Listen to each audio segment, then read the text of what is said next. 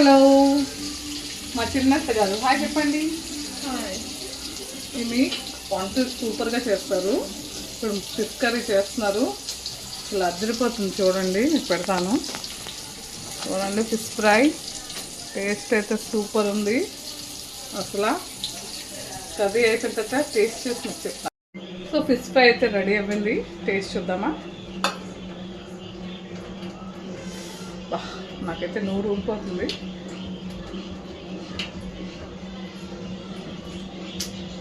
Excellent. Taste అయితే ఎంతలా బాగుందంటే అంత బాగుంది. అసలు మనమైతే ఇప్పుడు ఎన్నో మసాలాస్ అన్నీ వేస్తాము, కానీ అంత టేస్ట్ అయితే కాదు. చిన్నత్త గారు అంత ఓల్డ్ స్టైల్లో చేస్తారు. చాలా బాగుంది టేస్ట్.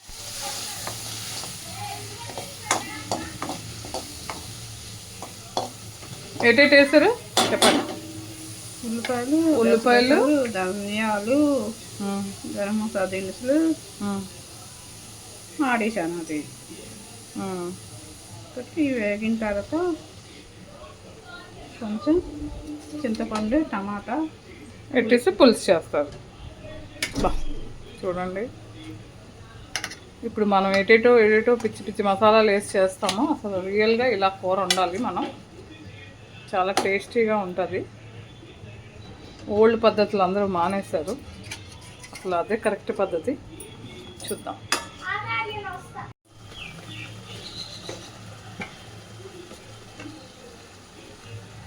కారమా? కరకపూర్ కారం చాలా బాగుంటుంది. బెంగాల్ కారం చాలా టేస్టీగా ఉంటుంది. ఆంధ్ర కారం కంటే బాగుంటుంది. నెక్స్ట్ పసుపు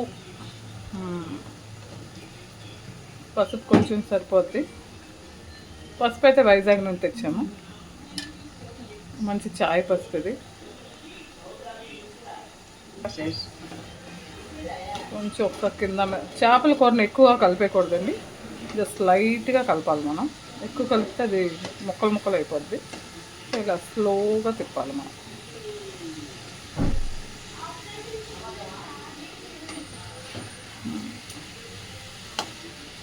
ఇలా తిప్పితే సరిపోతుంది.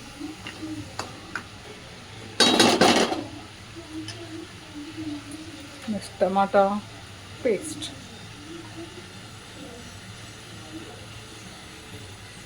కంప్లీట్లీ డిఫరెంట్ స్టైల్ కదా ఇప్పుడు మనం చేసేది దీనికి. నెక్స్ట్ చింతపండు వాటర్ ఆల్రెడీ నానబెట్టి ఉంచారు. గుజ్జు తీసి వేస్తారు.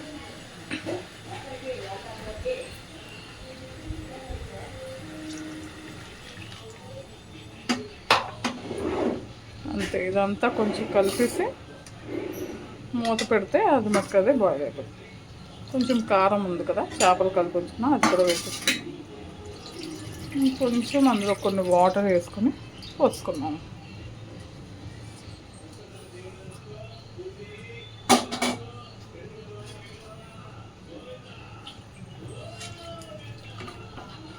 మా హస్బెండ్కి అయితే చాలా ఇష్టం వాళ్ళు పిన్ని చేసే చేపల కూర అయితే.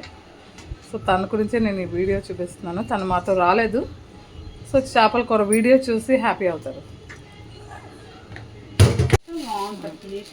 కొంచెం షుగర్ కూడా వేయాలండి. అప్పుడు నీసు వాసన రాదంట. నాన్ వెజ్ స్మెల్ వస్తుంది కదా, ఒక డిఫరెంట్ స్మెల్. ఆ స్మెల్ పోవాలి అంటే కొంచెం షుగర్ వేయాలి.